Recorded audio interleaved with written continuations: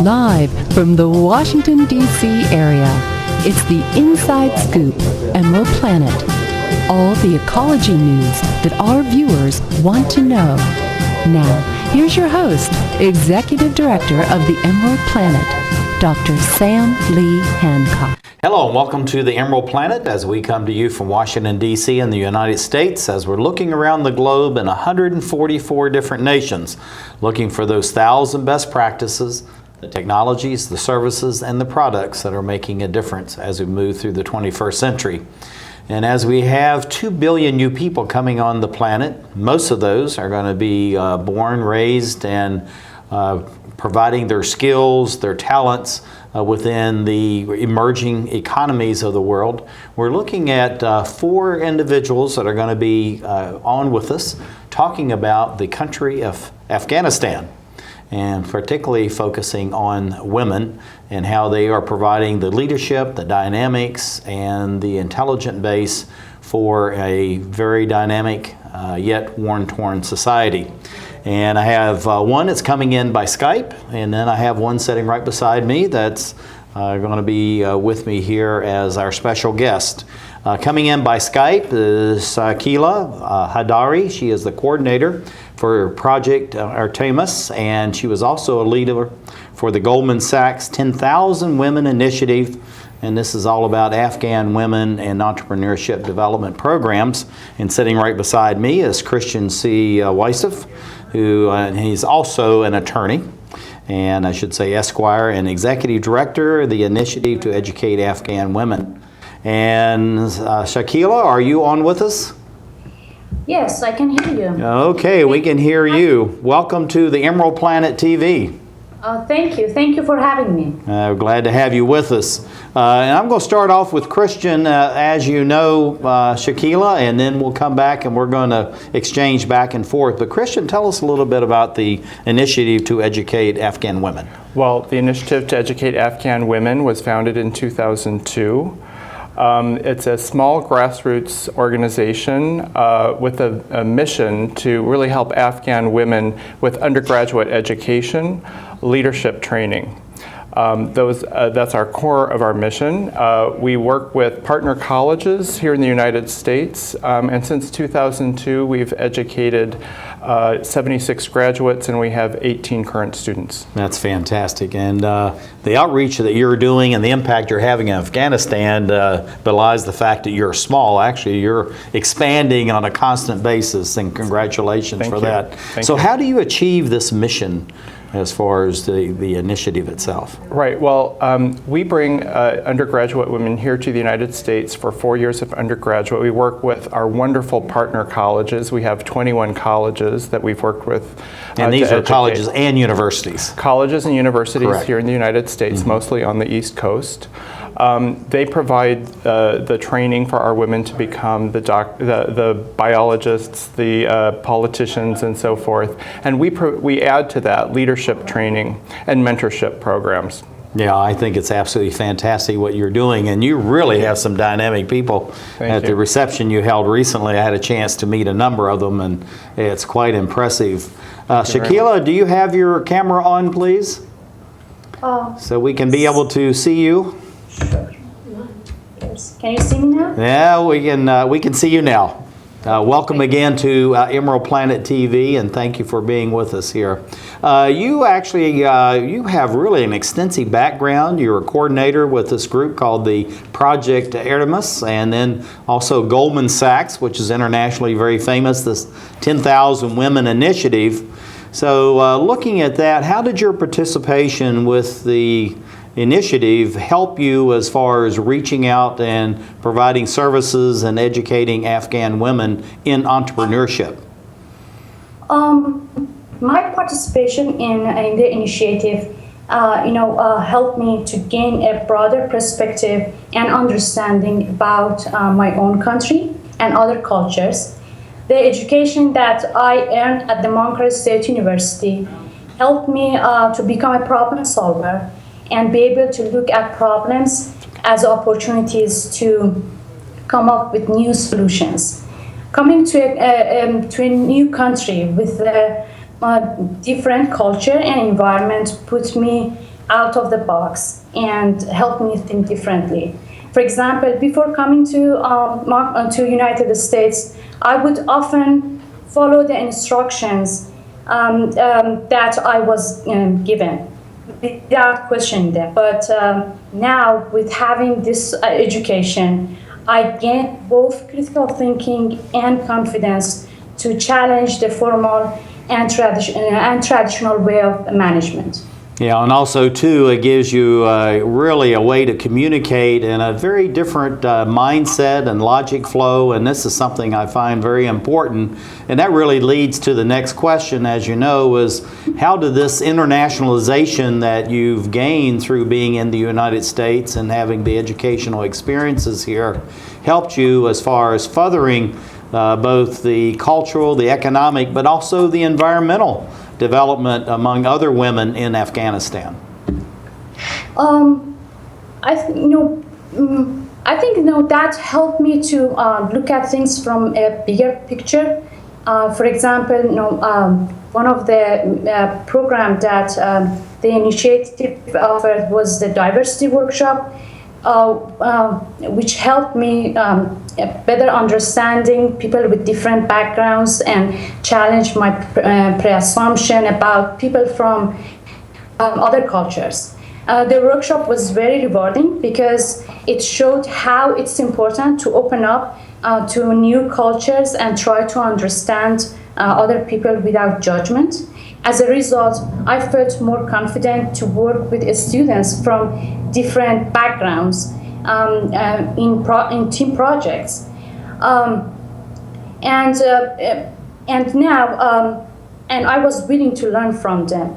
Now I welcome and enjoy working with the people from all over the world, and I think that's really a big award for me, an achievement. Well, I tell you, it's really important to have someone like yourself that is internationalized, has had experiences outside the borders of Afghanistan, because Afghanistan is poised for real positive development all the way to 2050 and beyond. Many people don't realize the natural wealth and also the ingenuity and the dynamics of the Afghan people. Actually, it's one of my favorite countries. I really enjoyed traveling in your country. It's very beautiful. But looking at when you're going back and you're interacting with the women that were in these two entrepreneurship programs, what were some of the feedback that you were getting from the fact that you had these experiences beyond the borders, and how you feel that they were willing to accept and listen to the ideas and the new thoughts and logic that you had gained abroad? I think Afghan women are willing to learn about, especially when it comes to entrepreneurship, because entrepreneurship mindset would really help them to deal with the challenges they are facing. Because although the context and barriers are different in Afghanistan and United States, but the entrepreneurship mindset is a key to overcome those barriers anywhere. There are some organizations such as Afghan Business Women Federation that they are interested to communicate through social media platform with their startups in the United States. The other possibility is organizations such as the 1,000 Villages that help entrepreneurs from different parts of the world with the marketing, and Afghan women entrepreneurs are interested in those kind of organization and would like to reach out the market in the United States or around the world. Okay, what a great answer. Thank you for sharing that information. Christian, when you're looking at the selection process for somebody like Shakila, what goes into that, and what kind of traits or attitudes or how they position themselves that really you feel like they're going to be very successful, but at the same time to create this bridge between Afghanistan and the United States? Right, well, it's a highly competitive process that takes about 8 months that we get to know the students. So clearly we're looking for high-performing academics. We're looking for great high school records. excellent achievement on the TOEFL examination, which is a requirement of our partner schools. And we're looking for a demonstrated commitment to give back to their community. So we're looking for a service ethic there, which we see in many of our students. So last year we had 250 applicants for 7 positions. Oh my goodness, So, that is really competitive, Yeah. and it's from the whole country. Yes, all over.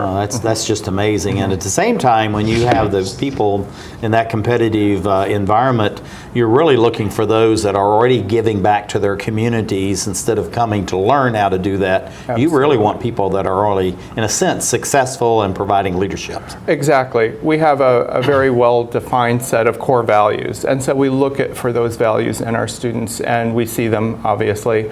And we work on developing all of that in our leadership training program and, of course, our mentorship as well. That's fantastic. Thanks. Shakila, your experience at Montclair State University in New Jersey, I know that's been a very rich and rewarding experience for you. But how do you think the connections that you've made through this very fine university helps as far as connecting the female entrepreneurs and professors within the United States to the female entrepreneurs back in Afghanistan? Montclair State University just 2 years ago launched an entrepreneurship program. It's a certificate program, and they plan to make it a major as a academic major at Montclair State University. And they're willing to, and they're very open and welcoming. I took an entrepreneurship class, and I earned a certificate. And I found the professor very encouraging, and they would like to be part of help. And Montclair State University has it's very strong in education part, and they welcome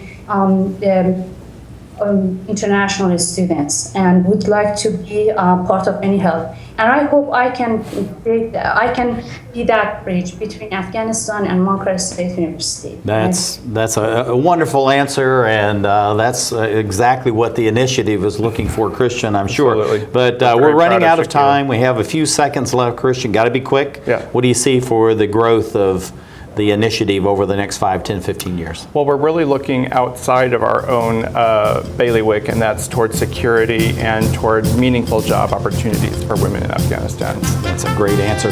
Thank you for being with us. We have right beside me Christian C. Wistehuff, and on by Skype was Shakila Haidari, and she came from Afghanistan and is working with the computers and entrepreneurs as we create the Emerald Planet. I need a job. Necesito trabajo. I would like to speak English better. Me gustaría hablar inglés mejor. I want to be a U.S. citizen. Quisiera ser ciudadano de los Estados Unidos. For over 35 years, Por más de 35 años, the Hispanic Committee of Virginia has been serving our community. el Comité Hispano de Virginia ha estado sirviendo a nuestra comunidad. Job training and placement, Capacitación, ayuda para conseguir trabajo, education for children and adults, educación para niños y adultos, immigration, naturalization, and medical referrals ayuda para los procesos de inmigración y naturalización y orientación sobre médicos are a small part of what we do. son solo una pequeña parte de lo que hacemos. For help, information, or to volunteer, Para ayuda, información o para ofrecerse como voluntario, contact the Hispanic Committee of Virginia, comuníquese con el Comité Hispano de Virginia, helping everyone participate more fully in American society. ayudando a todos a participar plenamente en la sociedad norteamericana.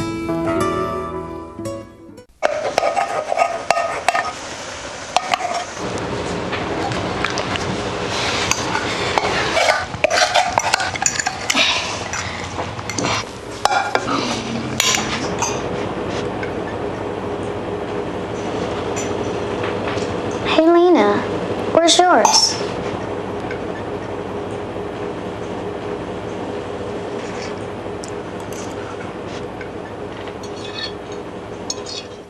Would you notice if you were missing half your kidney function? According to the National Kidney Foundation, 20 million people have chronic kidney disease, and 20 million more may be at risk and not even know it.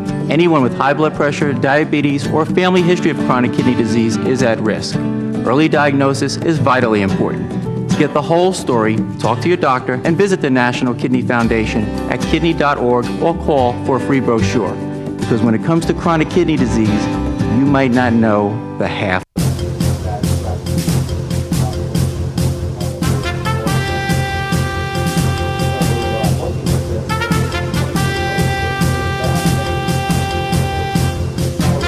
We're back to the Inside Scoop Emerald Planet. Here again, your host, Dr. Sam. Yes, welcome to the Emerald Planet as we come to you from Washington, D.C. in the United States as we're looking for those 1,000 best practices, the technologies, services, and the products, and of course the people that are making a difference as we move through the 21st century. And as we go to a planet with 9 billion people, adding 2 billion by 2050, is that we need to make sure that we have an increased quality of life, provide all the basic infrastructure, but at the same time the food, the fuel, the fiber, everything that's needed for a rich and lasting life.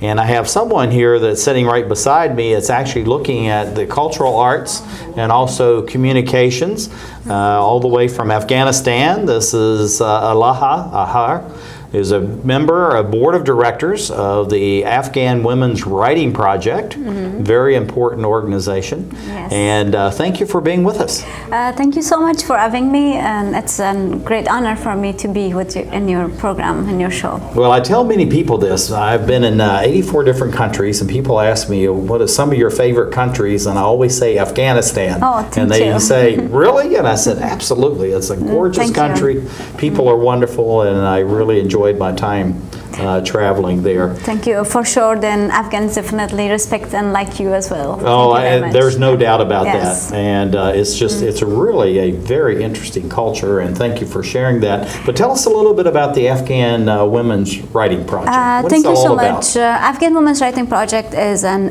international, like now it's a national organization, and I also call it international because we have offices inside Afghanistan and also in the United States. So we have members that work in the United States and also in Afghanistan for us.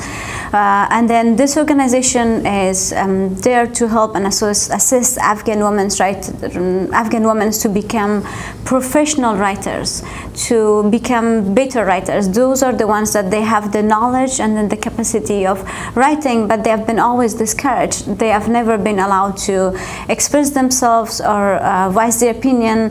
But this Afghan Women's Writing Project is there, considering the culture, the norms, the values of Afghan women and Afghan culture, and then they are educating Afghan women. That's why I truly respect this organization, and I'm enjoying working for them. No, I think it's fantastic, and also you're a member of the board of directors, so that's a very influential position that you have. And if we can bring up the slide, I'd like to be able to share the logo that you have, because that's a very lovely logo. Tell us about what is the diagram, the emblem that you have within your logo here.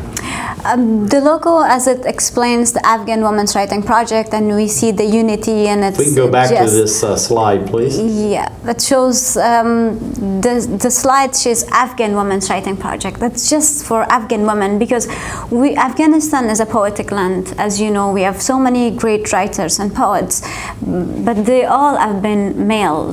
Because we all know them because they were the ones that they published their poems, they recite them publicly. But Afghan women have been always discouraged. So we never heard about Afghan women, just only few of them. So when Afghan women emerged, then this organization, Marsha Hamilton, who was the founder, she decided to give a voice for Afghan women. And then for me, it's a great opportunity to be part of this project, because we solely focus on Afghan women, because these are the population who were deprived of education. Right. These are the population that they suffered the most in Afghanistan during the wars of Afghanistan. And then the other logo that we see, that people around all women, and that's the unity of Afghan women, which is wonderful. And we connect women internationally. Now I feel so great and honored to say that we have mentors online from different countries that they assist Afghan women's writers in Afghanistan, and all our work is online. And then these women that are our mentors, and then they are working for us, our staff, they're doing a brilliant job, and I'm proud of each one of them, and I truly thank each one of them for the work that they do for Afghan women. That's fantastic. So no matter where you are in Afghanistan and how difficult it may be to get in and out, as long as you have access to the internet, then they'll be able to log in and be able to have mentors from around the globe. Whenever I go somewhere and talk about Afghan Women's Writing Project, the only thing that really touches my heart, it's like Afghanistan is a country that women have been deprived of education. Most women cannot read and write their own native languages. Or languages, we have so many different languages, and then we are proud of each one of them. But Afghan Women's Writing Project is doing an amazing job. These women writers, they live in further or very remote part of Afghanistan. Most women, when you go to those regions, they cannot read and write in their own native language, but these women writers write in English. And then when you go online and check our website, you will be amazed. And then the writings that they write, it touches the arts of every human being, I believe, and then mostly Afghan women, because that's the pain that we have, mutual pain, because the pain was that the Taliban took control of Afghanistan for our generation, that we were kept far from education. We all have the same pain and the same sufferings. When I personally read that, I connect myself to their writings. So I encourage everyone, whoever is interested in reading and writing, I encourage them, please go online and just check the writings of the writers, and then leave a comment, and that comment makes a lot of changes. It really does. It's amazing, just a few short words or just some type of attention, and it has a huge impact on people, both not only within Afghanistan, but also the people outside that are having these interactions. Because I think anyone that is in contact with Afghans, they understand the romantic nature of the Afghan people. All you hear about is war, but it's really, if you listen to the music and hear the poetry, even see the writing, it just has a tremendous impact. Thank you. Both on the eye, the heart, and the mind. But you're at the University of Mary Washington, which is in Fredericksburg in Virginia. And I know that with your duties on the board of directors for the Afghan Women's Writing Project, what kinds of things are you learning through this university experience in the United States that impacts not just the technique of writing, but also the attitudes and sharing the spirit and the warmth of the Afghan culture and history? Yes, I was very blessed. Let me start from the beginning, because I came as an international student on a fully funded merit-based academic scholarship through the Initiative to Educate Afghan Women. This organization does an amazing job. They bring Afghan women from different parts of Afghanistan in the United States to get an education, and they also respect our culture, our religion, and then that's the best thing that the Initiative to Educate Afghan Women does. And then I was one of those blessed students who came to the United States, and I came on fall 2008, and then I graduated in 2012.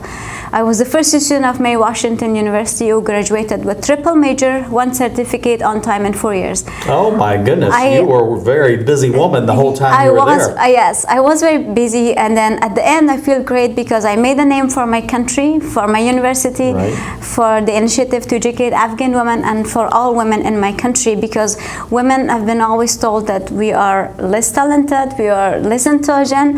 I proved that no, Afghan women can do a lot. And then what I learned from my education, where my university is located, it's in Fredericksburg, Virginia. The people are amazing, extraordinary. My professors, the president of my university, Mr. Early, and then the vice president, Dr. Wilder, they were so much supportive.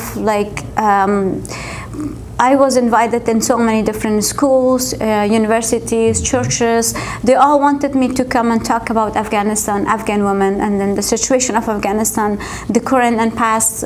I learned a lot, because whenever I went and talked to a group of people, I started from kindergarten to 12th grade, and then I went to universities. I talked to different groups of people. Wherever I went, when I was done, people were in tears. People were so much welcoming. coming, and then that made me feel great that humanity exists. And one of my majors, I graduated with triple major. One of my majors is human rights, and then because of that human rights, today I am very fortunate, very blessed that I work with a U.S. organization which is called Facets, and then through this organization I'm a community development advocate, that I am an advocate for the entire community.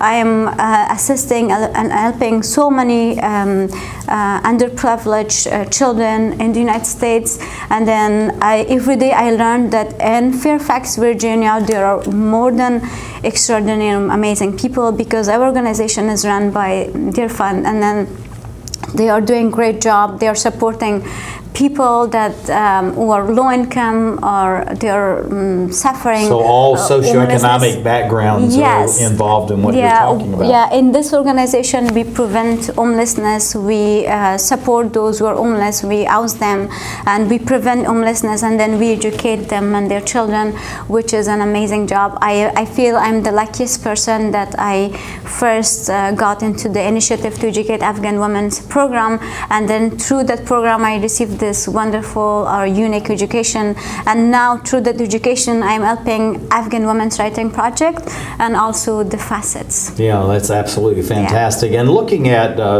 being through the initiative, what types of skills besides public speaking and being able to communicate, what other skills did you gain? And we need to be quick. We only have about 1 minute left.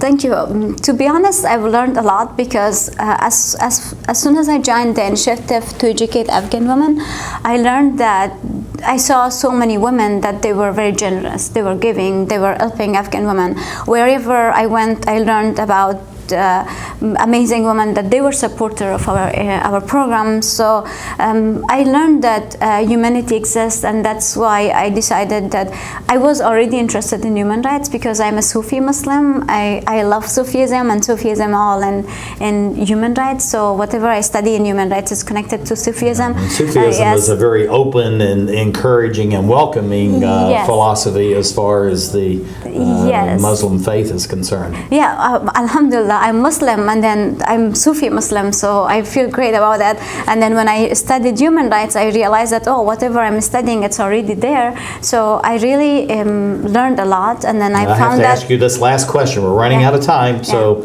the Afghan Women's Writing Project, what do you see for the growth of this in Afghanistan, say over the next 5, 10, 15 years? And we have only a few seconds. Yeah, I think Afghan Women's Writing Project will grow even more, because when Afghan women came to this program in the United States, most of them went back, and then those who are in America, they're doing a wonderful job, and then each one of us are the symbols that families and everyone trust, and then they want their children to follow the paths of these students. This is Alaha. She's a member, board of directors of the Afghan Women's Writing Project as we create the Emerald Planet. One day these rats were playing in the woods. One lit some matches and that's no good. Listen to smoke before you give it a try. Only you. Don't play with matches. Don't play with fire. Cause there's nothing very funny about rooftop life. Nothing very nice on a homeless mind. So if a gorgeous force is what you desire, don't play with matches. Don't play with fire. Only you can prevent wildfires. Fire.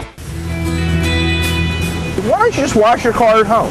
When I wash my car, everything runs down the street and down into the storm drains. With all the chemicals in the soaps and waxes, the last thing I want to do is poison my own drinking water. At least here, it's all contained and recycled on site. That's why I also take my car in for oil changes instead of doing it myself. I might take a chance on spilling stuff. You know what the best part is? What? More time to kick back and watch the game. How far would you go to protect the planet? I want you to build an ark. Here we go. Okay, that's good. Oh, okay. Ow! Maybe there's another way. People, the flood is imminent. Is it too much to ask for a little precipitation?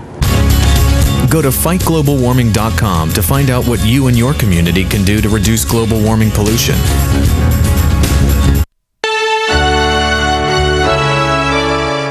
Somewhere around the world, there are men and women of the armed forces risking their lives, helping rebuild communities after natural disasters, collecting toys for needy children, tutoring kids in school. These are your sons and daughters who work to keep us safe, secure, and free. Dedicated men and women who put their country first.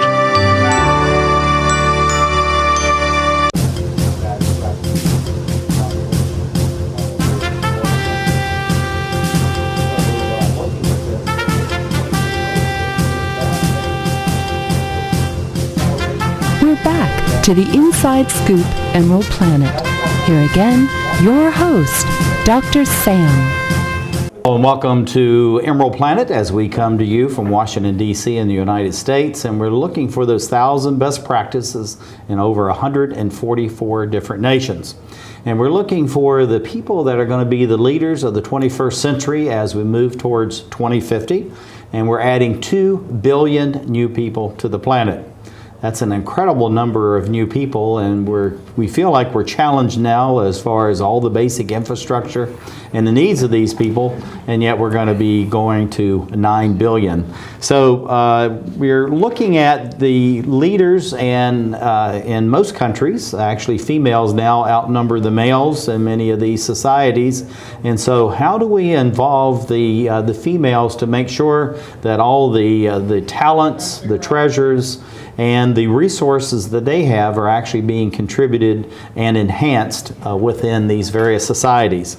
And I have a gentleman sitting right beside me who is helping in this whole thing. This is Christian, let me get this up here, Christian C. Wistehuff, who Esquire, and he is the Executive Director of the Initiative to Educate Afghan Women. And he's sitting here in the studio right beside me. And then we're going to be bringing in from Afghanistan, Airokhsh, Faiz, Qaisary, who is an intern of the Sahar Education for Afghan Girls, and she's now going to be coming in. And let me change this slide. And this is the organization that we're going to be featuring right now. And Christian, thank you for being with us. Thank you very much. And Airokhsh, welcome to the Emerald Planet. I understand you're here by Skype, correct? All right, we can't, do we have the audio for you? Christian, let's go ahead. Yeah, there you are. Thank you very much. Okay, thank you for being here, and understand you have a very dynamic organization, and we're going to talk about it a little bit. But tell us a little bit about yourself, and what is the Sahar organization for education of girls? My name is Airokhsh, as you said. I'm from northern Afghanistan in a city called Basiri. I've been working with Sahar since my junior year. I interned for them in Afghanistan in Mazar-e Sharif, and I traveled to many districts where they are building schools for girls. Sahar focuses on building schools for girls in rural Afghanistan. As you know, in the last 14 years after the international intervention in Afghanistan, a lot of schools have been reconstructed and built for girls, but many of them are in urban Afghanistan. So Sahar focuses on building schools where there are no schools in a lot of villages, and so they can provide schooling, education, teacher training centers, and computer centers for girls who don't have schools. I tell you that it's really a tremendous outreach that you have. I've actually traveled quite a bit around Afghanistan. It's a beautiful country, but when you look at the challenges as far as what's going on in education, particularly for females, there's a lot of work that needs to be done, and I'm glad to hear that you're providing computer education and internet connections as well as the basic education, and I would assume that's at the primary, middle, and high school at the same time. Why is there a special need to emphasize education for females in Afghanistan? Well, I personally believe that for a lot of the problems that we have in Afghanistan today, education is the key. Education is the answer. Education is the solution, regardless of it's female or males. And I think for females especially, because during the wars that we've had in Afghanistan, I personally have stayed home for 3 years and I missed school when I was 4th grade when the Taliban came in Afghanistan. So I think women have missed a lot of opportunities. There's been opportunities been given to boys and men, and women have missed that, especially in rural Afghanistan, where women are considered to stay home and do the housework. And I think giving them the opportunity and providing them the schooling will help them not only improve their own selves, but also their families and their communities. Well, and that's very, very important because there's a program that's been going on since the early 1900s in the United States called 4-H. And it really has a similar philosophy to what you're doing within your own organization, where you reach the parents and the elders in the community through the children by educating them, and then they pass, in essence, you're passing education up. Exactly. In many cases, instead of passing it down. To give an example, I just wanted to say, like you said, you're passing education to parents and the communities. And one of the villages where Sahar builds schools, as you know, unfortunately we have the culture of where people, dowry, where people get money for the girls when they send them to marriage. What's happening today is that girls who are more educated are expected to be given more money. So what's happening is fathers who had prevented their girls from going to school are now pushing their girls to go back to school. So what happens is girls go to school and they graduate from high school, and then they say, okay, well, I have to go to college now. They are at the point where they can defend themselves and talk to their parents and encourage them to let them keep going to schools. So I think that's a big positive change that already is happening in Afghanistan. That's absolutely fantastic, because again, when you're passing education up, then the parents and the grandparents and the elders in the community, they really become dependent on you. And the more females that you educate, the more dependency, and we're saying that in a very positive way, of that you're actually contributing all of your skills and talents, not only to your local community, but to the nation of Afghanistan. Exactly. So congratulations on what it is that you're doing. As you know, the esteemed leader of the initiative is sitting right beside me. He knows you well, and he's going to ask the next question. Christian? Yes, Airokhsh, to the point of helping community, one of the features of our program is that our students go home every summer, and they work in their communities to help in NGOs and in other things. Airokhsh, you did something really fantastic when you went home last summer with your initiative, and I wondered if you might speak a little bit about what you did last summer. Sure, why not? So I do a lot of photography, and I'm really passionate about taking pictures, and I do that a part of my job for Sahar. I had a picture that I submitted for a photo competition that was being run by the European Union in Afghanistan. My photo got chosen as the second position, and so we got $300 as a winner of the competition. I decided to put that for a charity program. Volunteerism is not very big in Afghanistan, and since I came here as an exchange student in 2007, that was something that I really learned, and I went back, started teaching English. This was something that I wanted to put this money towards the street kids in Afghanistan. A lot of the children who work outside their homes, shining shoes, selling food, they're not really doing it for fun. A lot of them are the only breadwinners of their families. So I thought for this Eid, which is a Muslim celebration for Afghans and a lot of the Muslims around the world, I thought we could at least bring smiles on the faces of these children by giving them a pair of new clothes. I had $300. I looked around, I talked to friends, alumni from YES program who were in Mazar-e Sharif in the town, and we brought together about $1,500. Which was a great opportunity. We ended up giving clothes, also food such as rice, oil, tomato paste, a lot of other food materials to families who couldn't afford buying food for their families. What happened was with our project, I did it the first Eid. And I returned back to my college after 3 months of my summer. And the second Eid, after 2 months, a lot of other young people saw our pictures on our Facebook page of Idana, and they continued it. They raised more money from universities, just people on the streets, friends, family. And this became a huge project, not only in our city, but also in capital and other cities in Afghanistan, which was a huge a positive impact, and I really, really liked it.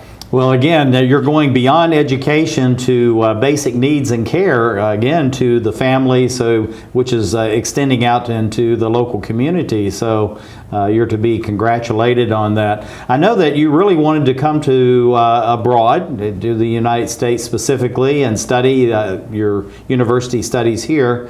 And what types of skills and ideas and wisdom have you gained from being in the United States that you've actually been able to take back and share not only with the females that are in your schools, but again to the adults and their parents? Well, I can list a lot of things I've learned. I've coming as an exchange student, as well as being here a part of the initiative to educate Afghan women. I think just by living alone and studying abroad and staying away from families, we each not only build our character but also our future. And there's a lot of things we learn by talking to people and exchanging ideas. For instance, one of the biggest things I've learned is volunteerism. Like I said, just giving back to the community, which is not a big thing in Afghanistan. I think that's really important to bring back, which did exist, but I think it has, because of the wars and the opportunities that's been taken away from the youth in Afghanistan, I think we have lost it. And it's very, I personally believe that very important to bring back the culture of volunteerism, giving back to the community, back to Afghanistan. And the second thing I've learned is celebrating the diversity in our country, because that's unfortunately something that we don't have, because we have hundreds of languages, hundreds of ethnic groups in Afghanistan, a lot of beautiful people, but however, we're divided. And I think it's very important to bring back our people together and to celebrate what the diversity that we have, which makes Afghanistan even more beautiful. And I think that's what my goal is, to go back to Afghanistan and to bring back to my people and see smiles on the faces of people and give back to my community. All right, we're going to run out of time very quickly, so we have 2 questions left. Christian, won't you ask? And we need about 30-second answer, okay? And then we have one last question for you. Yeah, Christian? Airokhsh, we've talked about this in the past. What is your vision for the future of Afghanistan? And now that you've received your education, what does your role in that future Afghanistan look like? I definitely see an Afghanistan that's prosperous, an Afghanistan that's peaceful, an Afghanistan that's that both men and women and children and everyone can live a life that they can be happy and they can get an education. We can have enough seats both for girls and boys in the colleges and the universities and schools. An Afghanistan that's full of beautiful people, and Afghanistan that doesn't have to experience war anymore. Okay, last question, got to be quick. The Sahar education for Afghan girls, where you see it in the next 5, 10, 15 years? With Sahar, we definitely have a lot of more plans in the country. For instance, one of the biggest things we're focusing on right now is preventing child marriage in Afghanistan. And I think that, again, it refers back to a lot of villages. So we are going to work in villages, go talk to the communities, parents, and try to bring more girls. Thank you for being with us as we create the Emerald Planet. Saving for retirement might be easy for some folk, but for others, it might take a little more work. And for those who haven't started, there are still things you can do to catch up. Oh, that is good news. Like getting out from underneath past debt. And don't get wrapped up with high-interest credit cards. Get you some eyes. Be diversified with your investments. Don't put all your eggs in one basket. Your financial goals are not out of reach. The choice is clear. For a happy ending, choose to save. Everyone with alcohol and drug addiction is in the same boat.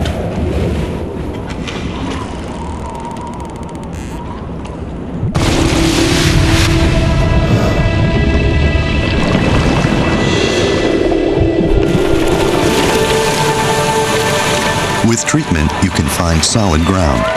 For drug and alcohol information and treatment referral for you or someone you know, call 1-800-662-HELP.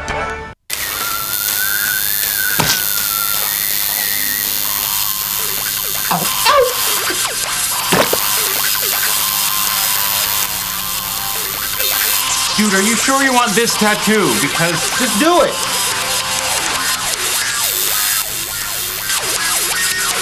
Some mistakes in life are permanent. Like hearing loss. To learn how to protect your hearing, visit asha.org. You've probably heard about heart disease, but did you know that it's the #1 killer of women nationwide? Heart disease claims more lives each year than breast cancer, lung cancer, or strokes combined. But there are steps you can take to protect yourself against it. For more information on how you can prevent heart disease, contact your local American Heart Association or visit their website at www.americanheart.org.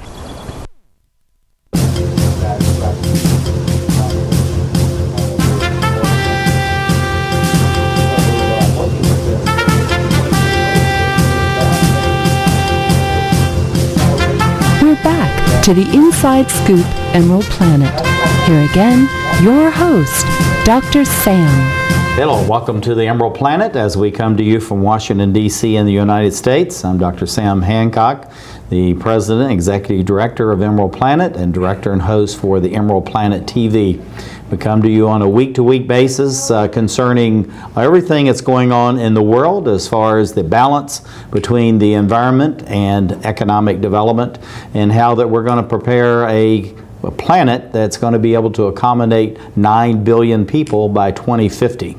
And we have someone sitting beside us and someone else is coming in by Skype that's looking at this and the whole notion of how we're going to prepare for all these new citizens, but looking at it through the eyes of Afghanistan. And we have coming in by Skype is Sadiqa Basiri. She is the co-founder of Oruj Learning Center, and right beside me, a special guest is Christian C. Wistehuff, and he is an attorney and executive director of the Initiative to Educate Afghan Women, and he's here as our special guest. And Sadiqa, welcome to Emerald Planet TV. Thank you. Thanks for having me. It's wonderful to have you here, and I understand there's much going on with your organization. And when we did some research, the number of females that you've touched all over Afghanistan is just absolutely incredible. It's in the tens of thousands. So congratulations for that.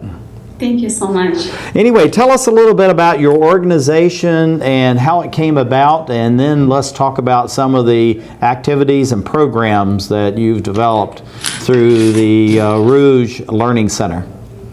Well, Oruj Learning Center is a local nonprofit organization which I co-founded with 2 other women in Pakistan in 2002. Basically, we were aiming to provide literacy classes to girls in rural areas, in areas where there haven't been any girls' schools before.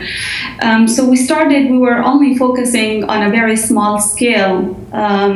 We were not even thinking of, becoming an organization until it was required. Looking at that, I know that you've set up these learning centers in, I guess you would say, informal and non-formal education, literacy. Also, you have primary schools in the rural areas.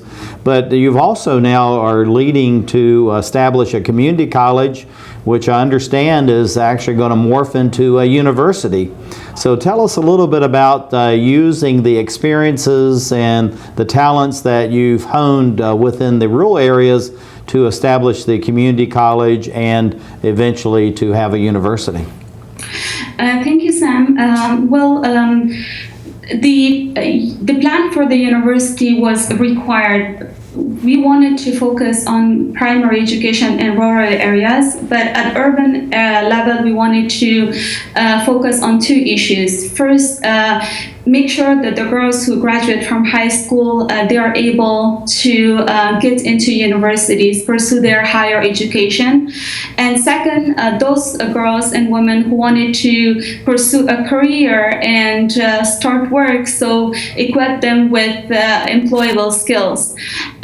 So by working on these two goals, we were able to find out about the opportunities that are available out there and also the needs that are available out there, and then change this program focusing on two goals into a formal program which we could call a community college for women. And that community college will serve both of the groups, supporting women to be employable and also providing them chance to pursue higher education. So in order to help the women get higher education, we started computer classes for them, English language class for them, and through that we wanted to open doors for them to get scholarship, and it worked. Some of our graduates have been able to secure scholarship at the American University in Afghanistan. Some of them were able to then transfer their credits to Kabul University and pursue and complete the next 2 years of their education in different faculties at Kabul universities.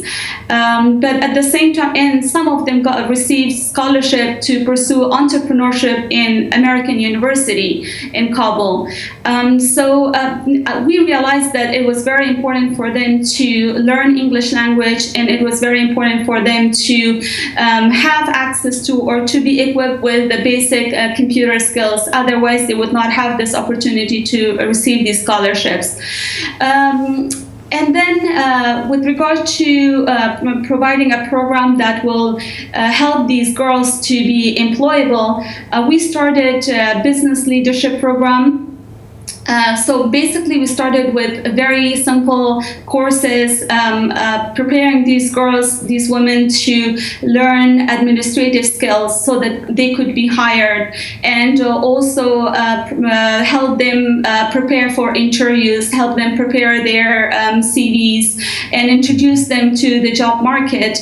And at the same time, then ensure that they are able to work on in key positions. So we provided them with management skills through management courses, a 1-year-long course, and then leadership classes, and also connecting these women with the women in parliament, so that they could be impressed with those women, and they could also learn from the life experience of those women what actually helped those women to stand and work in a male-dominated country, and also work with their male colleagues, which is quite challenging even now. So we realized that after taking all these lessons, of course, we did face a lot of challenges. We went through some tough times, but we learned a lot. And the outcome of this community college really realizes and give us the ability to think bigger. And by thinking bigger, we were saying that, well, I think it's the right time now to transition to a university. And now we are a university. We are the first women university in Afghanistan. That is absolutely incredible. Looking at this in reverse, Christian has a question for you, but I want to put this in because I think it's appropriate right now. You have the focus on the community college and now transitioning to the university, but all of this education, the experience is all reaching down to the younger students, going all the way down to kindergarten and the primary schools. How how have you been able to take the women that you're educating and put them into these rural communities and maybe even some of the suburbs of the larger cities in order to encourage them to look further and look higher as far as we're here now in primary, middle, high school, but we now have our own community college and university that we can attend. How are you doing that so it's a two-way flow? Exactly. Well, this is one of the lessons learned that we learned it from the fields when working with women in girls in rural areas. So when we started the first classes or the first schools in rural areas, we realized that there wasn't any single woman who could be a teacher with a very simple or basic literacy skill who could be a teacher, and that was the demand of the community, that our girls, our women should be taught by females. And I was the only female person out there, but I wasn't able to stay there forever because I was still in grade 9 and I had to come back to Pakistan to complete my education. So that was one of the challenges that I came across, and from then on we realized that we will be working on two goals. One, serving the beneficiaries, providing our services to the beneficiaries, but at the same time enabling the beneficiaries to take over and be the leaders of the project, to own the project, so that they own the leadership of the project. And with that, we knew that we will be making sure that the project stays sustainable. So once our girls, they were graduate of class grade 6 and 7, we started creating community tutor centers. So these girls were trained, these specific girls were trained how to serve the girls who were, or their own peers who were a little bit behind them, how to prepare them for taking extra classes, how to prepare for exam, and that way we were actually investing in how to polish their teaching skills so that one day they could teach the lower classes, and that model perfectly worked for us. So we were not able to invest in education in their secondary education, but at the same time we were having them to invest in the education of their younger sisters who were in grade 1, who were in grade 2. So that model worked for us, and therefore we copied the same model when it came to the university and also community college. At the community college, we have a research and resource center. Our research and resource center is focusing on building their skills or bringing those theories and lessons into practice. And by that, what they do is they come up with their own research, their field research. So they go into different schools or different communities, find out what is the main issue, how they could be part of that, solving that problem, given that they are still students, given that they do not have a lot of means to do it. Sadiq, we're running out of time. I have one last question. What do you see for the future of your new university? And we only have about 15 seconds. Oh, so you got to be quick. So I envision that the Oruj University becomes a world-class platform for education.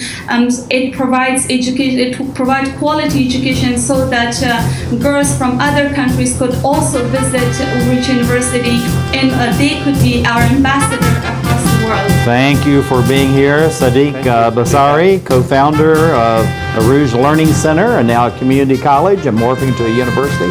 Christian is sitting right beside me, Wistehuff, and thank you for being with us. Thank you for being here. Good job today as we create the Emerald Planet.